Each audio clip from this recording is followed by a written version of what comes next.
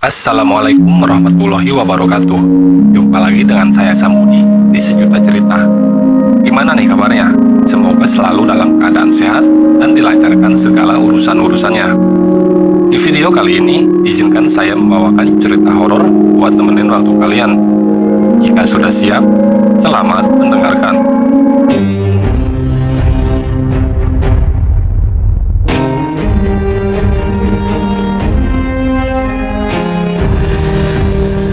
Di ujung desa Jatiwangi, ada sebuah rumah tua yang terlihat berbeda dari rumah lainnya. Dindingnya sudah kusam, atapnya dipenuhi lumut, dan di depan rumah itu tumbuh pohon randu besar yang menjulang tinggi. Tak ada yang berani lewat depan rumah itu saat malam hari. Warga percaya rumah itu dihuni oleh seorang dukun santet bernama Mbah Suraji. Mbah Suraji hidup sendirian, istrinya sudah lama meninggal, dan anak-anaknya tidak ada yang tinggal bersamanya. Konon, mereka pergi karena tak sanggup hidup dengan ayahnya yang dikelilingi ilmu hitam. Meski tinggal di desa yang kecil, nama Mbah Suraji sudah dikenal sampai ke luar daerah. Banyak orang dari luar desa datang diam-diam ke rumahnya, terutama saat malam Jumat. Mereka biasanya membawa foto atau pakaian milik orang yang ingin disantet. Ada yang ingin membalas dendam, ada yang ingin merebut harta, bahkan ada yang ingin merebut pasangan orang lain. Penduduk desa sendiri takut dengan Mbah Suraji, tapi juga tidak berani melawan. Beberapa kali ada orang yang mencoba mengusir Mbah Suraji, tapi malah berujung celaka. Salah satu warga, Pak Rasmin, pernah menegur Mbah Suraji saat bertemu di warung. Malam harinya, Pak Rasmin mendadak muntah darah, dan esoknya ditemukan tewas di kamarnya. Sejak itu warga memilih diam. Mereka tidak pernah menegur, apalagi menantang Mbah Suraji. Setiap kali bertemu, mereka hanya menunduk dan buru-buru menjauh. Setiap malam, rumah Mbak Suraji selalu terlihat remang-remang. Ada suara-suara aneh dari dalam, seperti bisikan dan tangisan. Kadang terdengar ayam berkokok, padahal belum subuh. Bahkan beberapa warga yang rumahnya dekat mengaku sering melihat bayangan hitam berdiri di bawah pohon randu itu, menghadap ke rumah Mbah Suraji. Bagi orang luar, Mbah Suraji hanyalah dukun tua, tapi bagi warga Jatiwangi, dia lebih dari itu. Ia adalah sosok yang ditakuti, bukan karena kekuatannya saja, tapi karena siapapun yang berurusan dengannya, pasti akan menerima balasannya. Dan malam itu terdengar suara pintu diketuk dari luar rumah Mbah Suraji. Seorang tamu datang, membawa dendam. Malam itu hujan turun gerimis, udara terasa dingin dan berkabut. Dari kejauhan, tampak seorang perempuan muda berjalan cepat sambil memegang payung. Bajunya basah sebagian, dan wajahnya terlihat tegang. Perempuan itu bernama Rasti, warga dari desa sebelah. Ia mengetuk pintu rumah Mbah Suraji 3 kali. Tak lama kemudian, pintu terbuka perlahan. Aroma dupa langsung menyengat hidung. Dari balik pintu, muncullah sosok tua dengan sorot mata tajam dan rambut panjang yang diikat ke belakang. "Masuk," kata Mbah Suraji datar, seolah sudah tahu siapa yang datang. Rasti ragu sejenak, tapi kemudian melangkah masuk. Di dalam rumah itu hanya diterangi cahaya lampu minyak. Dindingnya penuh dengan benda-benda aneh. Rambut yang dikeringkan, boneka jerami, tulang kecil, dan lemari tua berisi botol-botol berisi cairan hitam pekat. Mbah Suraji duduk bersila di depan meja kecil. Di atasnya sudah ada dupa yang masih mengepul dan mangkuk berisi air. "Apa yang kau inginkan dariku?" tanya Mbah Suraji tanpa menoleh. Rasti menggenggam tangannya kuat-kuat, matanya mulai berkaca-kaca. "Suami saya selingkuh. Dia menyiksa saya secara batin, Pak. Saya sudah sabar, tapi dia bawa perempuan itu ke rumah. Di depan anak saya. Saya udah gak kuat lagi," ucap Rasti pelan, tapi suaranya bergetar. Mbah Suraji mengangguk perlahan. Namanya Rangga, Pak. Ini fotonya." Rasti mengeluarkan selembar foto dari tas kecilnya dan menyerahkannya. Mbah Suraji menatap foto itu dalam-dalam. "Kau yakin ingin dia menderita?" Rasti diam sejenak, lalu mengangguk pelan. "Saya ingin dia merasakan sakit yang saya alami, Pak." Mbah Suraji mengambil foto itu, lalu meletakkannya di atas mangkuk berisi air. Ia mulai mengumamkan mantra dalam bahasa yang tadi mengerti. Tiba-tiba, air dalam mangkuk itu mendidih sendiri, meskipun tidak ada api. Kemudian ia mengambil seikat rambut dari dalam botol kecil dan menaburkannya ke air. Air itu berubah menjadi hitam pekat. Cahaya lampu minyak bergetar, dan angin dingin masuk lewat celah jendela, padahal semua tertutup rapat. Rasti mulai merasa takut, tapi ia tetap diam. Ia sudah terlanjur jauh untuk mundur. Basuraji membuka matanya perlahan. Dalam 3 hari, Rangga akan merasakan penderitaan yang tak akan bisa dilupakan. Tapi ingat, setiap santet ada bayarannya. Rasti menelan ludah. Bayar apa maksudnya, Pak? Entah itu dari orang yang kau tuju, atau dari hidupmu sendiri. Setiap balas dendam akan membawa luka baru. Tapi Rasti tak peduli. Ia menunduk dan meninggalkan amplop berisi uang sebagai bayaran. Setelah itu ia keluar dari rumah itu tanpa menoleh ke belakang. Yang ia tahu, hidup Rangga akan segera berubah. Namun ia tak menyadari, hidupnya sendiri pun akan ikut terguncang, lebih cepat dari yang ia kira. Hari pertama setelah Rasti pulang dari rumah Basuraji, semuanya terasa biasa. Ia masih merasa ragu apakah benar santet itu bekerja. Tapi malam harinya Rasti menerima telepon dari tetangganya yang tinggal dekat rumah mantan suaminya. Rasti, kamu tahu nggak? Rangga tadi siang jatuh di kamar mandi. Kepalanya terbentur, sampai berdarah gitu. Rasti terkaget-kaget, tapi dalam hatinya ada sedikit kepuasan. Namun, ia tidak berani menganggap ini ulah santet. Mungkin cuma kebetulan. Hari kedua kabar buruk datang lagi. Rangga tiba-tiba mengalami demam tinggi, dan seluruh tubuhnya dipenuhi ruam merah. Dokter tidak bisa menjelaskan penyakitnya, tidak ada tanda-tanda infeksi, dan semua hasil tes dinyatakan normal. Rangga mulai mengigau di malam hari. Ia menjerit, memanggil nama-nama orang yang sudah lama meninggal. Bahkan ia mengaku melihat sosok perempuan tua dengan rambut panjang berdiri di pojok kamarnya setiap malam. Perempuan simpanannya pergi ketakutan. Ibunya juga memilih pulang ke rumah saudaranya. Rangga akhirnya sendirian, tergeletak lemah di kasur, dan tubuhnya semakin hari semakin membusuk, padahal ia belum mati. Sementara itu di rumah Rasti, suasana mulai aneh. Anak semata wayangnya yang masih balita tiba-tiba menangis terus-menerus setiap malam, terutama pukul 2 dini hari. "Mah, ada nenek hitam di jendela," ucap si kecil sambil menunjuk keluar kamar. Rasti mencoba meyakinkan diri bahwa itu cuma imajinasi anak-anak. Tapi malam berikutnya, ia mulai mimpi buruk.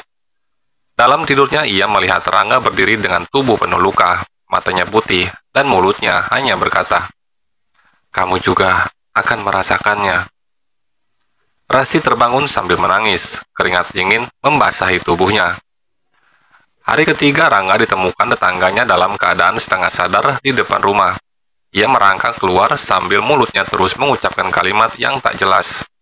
Di tangannya tergenggam sobekan foto yang penuh darah, foto yang sama dengan yang diberikan Rasti ke Mbah Suraji. Saat itu juga, Rasti merasa tubuhnya berat, telinganya berdenging, dan kepalanya seperti ditusuk dari dalam. Ia muntah cairan hitam pekat dan melihat bayangan perempuan tua berdiri di depan pintu kamar. Sosok itu hanya berdiri dan tersenyum. Malam itu Rasti sadar apa yang ia minta benar-benar terjadi. Tapi ia juga tahu ini baru permulaan. Beberapa hari setelah kejadian menyeramkan itu, suasana desa Jatiwangi mulai berubah. Hujan turun hampir setiap sore, dan kabut tebal menyelimuti jalan-jalan desa, bahkan di siang hari. Warga mulai merasa resah, bukan hanya karena kabar Rangga yang makin memburuk, tapi karena sesuatu yang jauh lebih mengerikan mulai terjadi. Seorang ibu bernama Bu Narti melapor ke ketua RT bahwa anaknya yang berusia 7 tahun tidak pulang sejak sore. Awalnya warga mengira anak itu hanya main ke rumah temannya, tapi setelah dicari kemana-mana, jejaknya benar-benar hilang. Esoknya 2 anak lain ikut menghilang. Ketiganya sama-sama terakhir terlihat bermain di dekat kebun belakang desa, daerah yang jarang dilewati orang karena dekat dengan hutan kecil, tempat pohon randu besar berdiri. Pohon itu berdiri tak jauh dari rumah Mbak Suraji. Warga mulai berbisik-bisik. Mereka tidak berani menuduh secara langsung, tapi arah kecurigaan sudah jelas. Jangan-jangan ini ada hubungannya sama Mbah Suraji. Rasti yang mendengar kabar ini mulai merasa tidak tenang. Sejak ia datang ke rumah dukun itu, hidupnya tidak pernah damai. Ia terus dihantui mimpi buruk. Bayangan hitam sering muncul di sudut-sudut rumahnya, dan anaknya mulai bicara sendiri di malam hari. "Mama, itu teman aku, namanya Rino. Dia bilang dia kedinginan." "Rino siapa, Dek?" tanya Rasti sambil menggigil. "Yang hilang itu, mah. Dia main di kamar aku," jawab anaknya polos. Rasti langsung gemetar. Ia merasa jantungnya berhenti sejenak. Ia mulai sadar bahwa permintaan santet mungkin telah membuka sesuatu yang tidak bisa ia kontrol. Sementara itu, beberapa warga mencoba melakukan pencarian ke arah kebun belakang. Mereka membawa obor dan berjalan dalam kelompok. Tapi anehnya, setiap kali mendekati pohon randu besar, angin kencang tiba-tiba berhembus, membuat api obor padam seketika. Salah satu warga yang paling depan, Pak Lurah sendiri, tiba-tiba roboh dan kejang-kejang. Ia bergumam tidak jelas, lalu menangis sambil menutup matanya. "Ada yang ngintip dari balik pohon," katanya lirih setelah sadar. "Matanya merah, bukan manusia." Besok paginya rumah Mbak Suraji terlihat berbeda. Asap hitam mengepul dari atapnya. Tapi tidak ada suara, tidak ada gerakan. Pintu dan jendela tertutup rapat. Warga tidak berani masuk, namun malamnya terdengar suara anak-anak tertawa dan menangis dari arah rumah itu. Suaranya kecil, seperti berasal dari dalam tanah. Dan di bawah pohon randu, tampak boneka kecil tergantung dengan rambut asli manusia. Rasti yang melihat dari kejauhan hanya bisa menangis. Ia sadar, ini semua bukan kebetulan. Permintaannya kepada dukun itu telah mengorbankan lebih banyak dari yang ia kira. Dan semua itu baru saja dimulai. Di dalam rumah tua itu, Mbak Suraji duduk termenung di depan sesajen yang hampir padam. Dupa tinggal setengah batang, dan air dalam kendi di depannya sudah berubah warna jadi keruh. Matanya sayu, napasnya pendek-pendek. Ia tahu ada yang salah. Sudah seminggu ini, roh-roh yang biasa ia panggil lewat jampi tak lagi patuh. Bahkan dalam semedi terakhirnya, ia melihat bayangan besar hitam berdiri membelakanginya. Sesuatu yang belum pernah ia panggil sebelumnya. "Ini bukan roh biasa," gumamnya lirih. "Ini bukan makhluk dunia ini." Ia mengingat saat Rasi datang. Permintaannya terlalu penuh amarah. Dan dalam keadaan lelah, Mbak Suraji melakukan jampi yang tidak lengkap. Ia terburu-buru melewatkan syarat penting, penutup ritual. Tanpa penutup, gerbang antara dunia manusia dan dunia makhluk halus tidak sepenuhnya tertutup. Artinya, siapapun bisa masuk. Dan kini, Mbak Suraji kehilangan kendali. Tengah malam itu rumahnya bergetar, dindingnya retak-retak. Botol-botol berisi rambut dan darah kering pecah sendiri. Cermin di kamarnya retak, dan dari retakan itu keluar suara anak kecil menangis. "Mbah, saya kedinginan." Mbak Suraji berdiri sambil menggenggam keris pusaka. Ia membaca doa-doa kuno, namun suara tangisan makin keras. Tiba-tiba lantai di bawahnya mengeluarkan air berwarna merah, seperti darah yang mendidih. Dari arah dapur muncul bayangan hitam, tinggi, kepalanya menyentuh langit-langit. Makhluk itu tidak punya wajah, hanya rongga kosong dan aroma busuk menyengat dari tubuhnya. Itu bukan jin, bukan setan biasa, tapi makhluk yang muncul karena jampi yang salah. Makhluk itu tertarik pada penderitaan. Ia datang karena rasa dendam dan kebencian yang diminta oleh Rasti terlalu dalam. Sementara itu, di rumah Rasti, anaknya tiba-tiba kerasukan. Bola matanya putih semua, dan ia berbicara dengan suara yang bukan suaranya sendiri. "Rumah ini sudah milik kami." Rasti panik. Ia mencoba memeluk anaknya, tapi tubuh si kecil sangat panas. Tangannya terbakar merah saat menyentuhnya. Tangisan anak-anak terdengar dari luar rumah. Tangisan yang sama seperti di bawah pohon randu. Rasti menangis sejadi-jadinya. Ia sadar, semuanya sudah lepas kendali. Ia bukan hanya telah mencelakakan Rangga, tapi juga mengundang kegelapan ke dalam hidupnya. Dan Mbak Suraji pun mulai menyadari bahwa kali ini ia tidak hanya melawan manusia. Ia telah membangunkan sesuatu yang seharusnya tidak pernah dibangunkan. Pagi-pagi buta, warga desa Jatiwangi geger. Pohon randu tua di pinggir hutan mengeluarkan darah. bukan getah seperti biasanya, tapi benar-benar cairan merah gelap, kental, menetes dari batang pohon dan akar-akarnya. Baunya juga amis, membuat perut mual. Tanah di sekeliling pohon itu menghitam dan basah seperti kuburan baru digali. Beberapa warga mencoba mendekat, tapi tiba-tiba mereka merinding dan merasa ada yang mengawasi dari balik pepohonan. Seekor burung gagak besar terbang melintasi pohon, lalu jatuh begitu saja. Mati, matanya putih, paruhnya retak.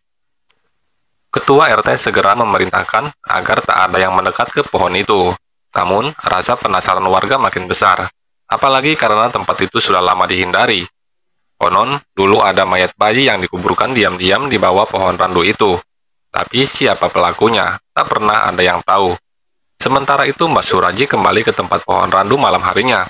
Ia membawa dupa, kendi berisi air kembang, dan segenggam tanah kuburan. Ini harus dihentikan, katanya pada dirinya sendiri. Ia tahu makhluk yang muncul dari kesalahan jampinya mengambil jalur masuk melalui pohon itu. Tanah di bawah randu bukan tanah biasa, itu tanah kutukan yang pernah dipakai untuk buang tumbal bertahun-tahun lalu. Ritual malam itu berjalan tidak tenang. Angin kencang datang tiba-tiba, lalu diam total. Dedaunan berhenti bergerak, dan suara malam seperti dibungkam. Saat Mbak Suraji mulai membaca mantra penutup, tanah di bawah kakinya bergerak. Sesuatu seperti tangan kecil keluar dari dalam tanah, mencengkram kakinya. Mbak Suraji tetap duduk bersila, meski tubuhnya mulai gemetar. Anak-anak itu belum kembali. Kau yang buka gerbang ini, Suraji? Suara berat terdengar dari arah pohon. Lalu pohon randu itu retak di bagian tengahnya, dan dari sana mengalir darah lebih deras, seolah-olah di dalamnya ada tubuh manusia. Di tempat lain, Rasi mulai mendengar suara anaknya berbicara sendiri lagi. Mereka bilang, aku boleh ikut main, asal mama juga ikut ke bawah pohon. Rasi tak tahan, ia memutuskan pergi ke rumah Mbak Suraji malam itu juga. Tapi saat sampai, rumah itu kosong. Hanya ada bau dupa menyengat dan jejak kaki kecil yang basah mengarah keluar, ke arah pohon randu. Rasi mengikuti jejak itu. Dengan langkah gemetar, ia berjalan di bawah cahaya bulan yang pucat. Dan saat sampai di depan pohon randu, ia melihat Mbak Suraji berdiri kaku, kepalanya menunduk, tangannya terikat akar pohon, dan dari dadanya keluar darah perlahan. Wajahnya begitu pucat, tapi matanya terbuka menatap Rasi. Apa yang kau minta, sudah kukabulkan, tapi harga yang harus dibayar baru dimulai. Malam itu Rasi terduduk lemas di bawah pohon randu. Ia menatap tubuh Mbak Suraji yang sudah tak bergerak, tergantung oleh akar-akar pohon seperti tali. Matanya masih terbuka, wajahnya seperti menahan beban yang sangat berat. Tiba-tiba angin berhembus pelan, dan terdengar suara-suara samar. Mama, tolongin aku, gelap di sini, Ma. Aku nggak mau ikut mereka, aku belum mau mati. Suara anak-anak, tapi bukan suara anak Rasi. Suara-suara itu seperti datang dari dalam tanah. Dari bawah akar pohon randu, ada tangisan, juga rintihan. Rasi perlahan mundur, tapi kakinya terasa berat, seperti ada yang menahan langkahnya dari balik bumi. Beberapa hari kemudian, suasana desa makin mencekam. Banyak anak-anak mengalami mimpi buruk. Mereka mengigau, menyebut nama yang sama, Ratmi. Seorang warga tua akhirnya angkat bicara, namanya Pak Warno. Dulunya tetangga dekat rumah Mbak Suraji saat muda. Ia bercerita, dulu, waktu Mbak Suraji masih muda dan belum dikenal sebagai dukun, ia pernah menikah dengan seorang perempuan bernama Ratmi. Ratmi hamil di luar pernikahan, tapi bayinya lahir dalam keadaan meninggal. Karena takut malu dan aib, Suraji muda menyuruh Ratmi menguburkan bayi itu diam-diam di bawah pohon randu, tempat yang katanya bisa menyembunyikan roh yang belum sempurna. Namun setelah itu, Ratmi menghilang. Konon, ia bunuh diri karena tidak kuat menanggung rasa bersalah dan kehilangan. Orang-orang menduga jiwa anaknya tidak pernah tenang. Dan kini, setelah jampi salah dibacakan, arwah itu bangkit, membuka gerbang dunia arwah lain untuk ikut bersamanya. Anak-anak yang hilang dijadikan tumbal penggantinya. Malam itu Rasi bermimpi aneh. Ia berdiri di tengah hutan, pohon randu menjulang tinggi di depannya. Dari dalam tanah muncul tangan-tangan kecil, menggenggam lututnya. "Mama, ikut kami." Lalu Ratni muncul di belakang pohon. Wajahnya pucat, rambutnya panjang menutupi wajah. Tangannya menggenggam boneka kain yang basah darah. "Ini bukan salah mereka, tapi kau yang membuka jalan, kau yang akan menutupnya." Rasti terbangun dengan tubuh dingin dan napas sesak. Ia tahu ia harus mengakhiri ini semua. Tapi bagaimana caranya? Esoknya seorang anak kecil tiba-tiba ditemukan di pinggir hutan, sendirian dan linglung. Lalu ia berkata, "Aku dikasih pulang, tapi katanya cuma satu anak saja, sisanya harus tetap di situ." Sampai yang minta datang sendiri. Semua orang langsung menoleh ke arah Rasi. Rasi duduk di kamar dalam keadaan lemas. Anak satu-satunya tidur tak tenang, tubuhnya panas dan terus mengigau. Mereka bilang, "Mama harus datang ke pohon sendiri." Setiap malam mimpi Rasi makin buruk. Ia melihat bayangan anak-anak yang menangis di bawah akar pohon randu. Wajah-wajah mereka pucat, matanya kosong, tubuhnya basah berlumpur. Dan selalu ada satu sosok yang berdiri di belakang mereka. Ratmi, perempuan yang dulu dibuang, dikorbankan, dan kini menuntut balas. Rasi tahu, semua ini tidak akan selesai kalau ia hanya diam. Ia mengambil keputusan, harus menutup gerbang itu. Dengan bantuan Pak Warno dan beberapa warga yang masih percaya pada hal gaib, Rasi dibawa ke seorang dukun putih, seorang perempuan tua bernama Mbok Sarti yang tinggal di desa seberang. Setelah mendengar semuanya, Mbok Sarti mengangguk pelan. Gerbang sudah terbuka, dan yang keluar bukan hanya arwah, tapi dendam. Kau harus kembali ke pohon randu, bawa sesaji, bacakan penutup jampi, dan yang paling penting, minta maaf dengan tulus. Rasi menggigit bibir. Kalau tidak berhasil, Mbok Sarti menatap tajam. Maka kau yang akan diambil sebagai penutup gerbang. Malam itu juga Rasi menuju pohon randu ditemani Pak Warno dan dua warga lain. Tapi ketika mereka hampir sampai, kabut tebal turun. Suhu jadi dingin, dan anehnya, langkah mereka terhenti sendiri. "Kaki saya berat banget ya, kayak ada yang narik," kata Pak Warno. Rasi tetap maju sendirian, membawa kendi berisi air bunga, dupa, dan foto anak-anak yang hilang. Saat sampai di depan pohon, udara tiba-tiba diam. Tidak ada suara jangkrik, tidak ada angin. Pohon randu itu berdiri diam, tapi dari celah batangnya masih mengalir cairan merah seperti darah. Rasi duduk bersila, mulai membaca jampi penutup yang diberikan oleh Mbok Sarti. Namun, tiba-tiba semua jadi gelap. Ia merasa ditarik masuk ke dalam bumi. Rasti membuka mata. Ia berada di tempat aneh. Tanahnya basah. Di sekitarnya hanya kabut putih dan suara anak-anak menangis. Dari kejauhan, tampak Ratni berdiri. Wajahnya rusak sebagian, tubuhnya lusuh, dan di pelukannya seorang bayi berlumur darah. "Kau yang membuka ini, Rasti." Lalu Rasti menunduk, juga menangis. "Aku minta maaf. Aku cuma sakit hati. Aku nggak tahu bakal separah ini." Lalu Ratni mendekat, matanya menatap dalam. "Kalau kau mau menutup gerbang ini, maka kau harus menyerahkan sesuatu juga." "Apa yang harus aku serahkan?" tanya Rasi lirih. Ratni mengelurkan tangannya. "Dendammu." Rasi menutup mata. Ia menggenggam dada. Dalam hati, ia membayangkan Rangga, lelaki yang menyakitinya, dan semua rasa benci yang selama ini ia simpan, perlahan ia lepaskan. Tiba-tiba air matanya jatuh, tangannya bergetar, dan tiba-tiba suasana di sekeliling berubah. Anak-anak muncul dari balik kabut, tersenyum kecil. Wajah mereka tenang. Mereka perlahan hilang satu persatu, seperti kabut yang disapu angin. Ratmi tersenyum untuk pertama kalinya. Gerbang sudah ditutup. Rasti terbangun. Ia sudah di bawah pohon randu. Dupa masih menyala, dan kendi di sampingnya pecah. Tapi udara di sekitarnya terasa lebih hangat, lebih damai. Dari arah hutan terdengar suara warga. "Rasti, anaknya si Ibu Narti ditemukan. Dia sadar, dia juga sehat."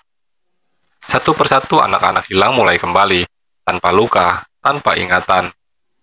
Tapi Rasi tahu, bukan karena ia hebat, tapi karena ia berani mengalahkan satu hal paling gelap di dalam dirinya, yaitu dendam. Sudah 3 minggu sejak gerbang ditutup, anak-anak yang sempat hilang kini mulai ceria kembali. Mereka tak ingat apapun tentang malam-malam mengerikan itu. Di desa Jatiwangi perlahan kembali tenang, tapi di dalam hati Rasi ada yang belum selesai. Dia sering melihat bayangan hitam di sudut matanya, sekelebat, lalu hilang. Kadang saat mencuci piring, ia merasa seperti ada anak-anak kecil yang berdiri di balik pintu. Saat tidur, ia masih mendengar suara lembut. "Mama belum pulang." Ia mengira semua sudah selesai, tapi ternyata tidak semudah itu. Suatu malam Rasi bermimpi aneh. Ia kembali berada di bawah pohon randu, tapi kali ini pohonnya tidak berdarah. Pohonnya kering, retak, dan daunnya luruh seperti musim gugur.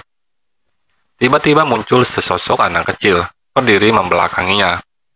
Anak itu memakai baju lusuh, dan rambutnya menutupi sebagian wajah. Perlahan ia menoleh, wajahnya pucat, matanya juga kosong. Itu anaknya Ratmi. "Aku belum sempat lahir, Mama Rasti," katanya dengan suara pelan. "Aku masih di sini, aku nggak mau sendirian." Rasti terbangun sambil menangis, napasnya sesak. Pagi harinya ia menemui Mbak Sarti. "Apa maksud mimpi itu, Mbok? Bukannya sudah selesai?"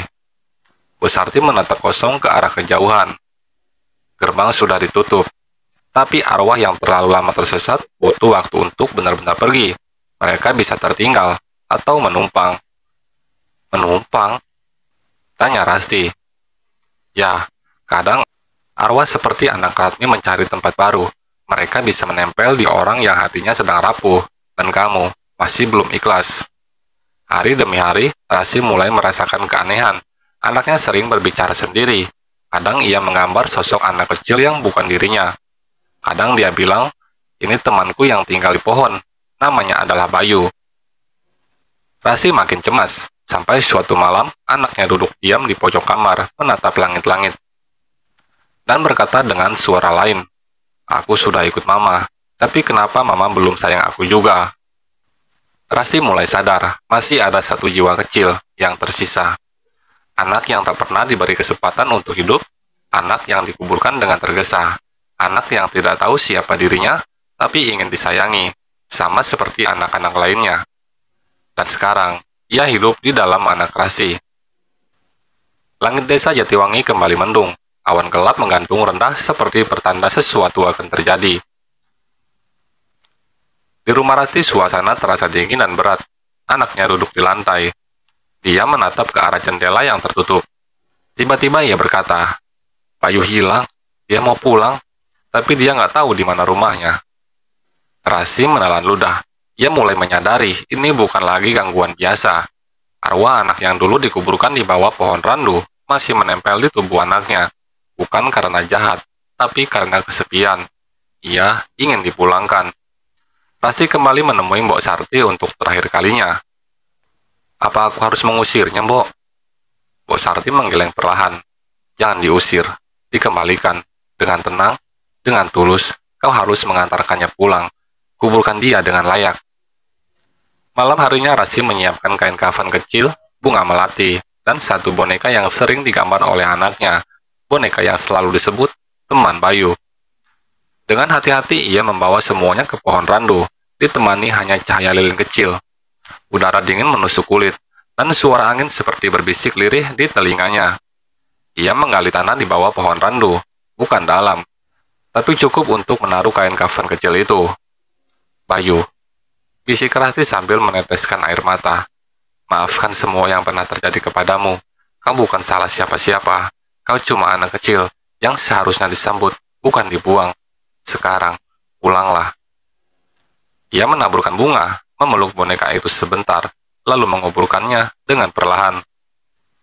Saat lilin terakhir mati, angin berhenti, suasana jadi sangat tenang, dan dari kejauhan terdengar suara anak kecil tertawa, lembut, juga ringan. Seolah seseorang akhirnya menemukan jalannya pulang. Esok paginya anak Rasti bangun dengan senyum hangat. "Mama, aku mimpi bagus, temanku udah pulang, dia nggak sedih lagi katanya." Rasti menatap mata anaknya, tak ada lagi sorot kosong, tak ada lagi suara-suara aneh. Pohon randu yang dulu berdarah, kini tinggal batang tua yang kering dan tenang, seperti sudah menyelesaikan tugasnya. Menjadi tempat peristirahatan terakhir dari semua dosa dan dendam masa lalu. Desa Jatiwangi kembali tenang, tapi bagi Rasi, kisah ini menjadi pelajaran bahwa dendam tak pernah membawa kedamaian, dan bahwa setiap jiwa, sekecil apapun, berhak dimakamkan dengan kasih sayang. Kadang yang mereka butuhkan bukan jampi, bukan pengusiran, tapi hanya satu hal, penerimaan. Dan itulah akhir dari kisah tragis Sang Dukun Santet, kisah tentang dendam, kehilangan, dan penyesalan yang tak pernah sempat ditebus semasa hidup. Kadang yang paling menyeramkan bukan makhluk gaib, tapi dosa yang tak pernah dimakamkan dengan tenang. Terima kasih sudah mendengarkan cerita ini sampai akhir. Kalau kamu suka dengan cerita ini, jangan lupa untuk like, komen, dan subscribe agar tidak ketinggalan kisah horor lainnya. Sampai jumpa di cerita selanjutnya, dan ingat, jangan pernah membuka pintu kalau tidak siap menutupnya kembali.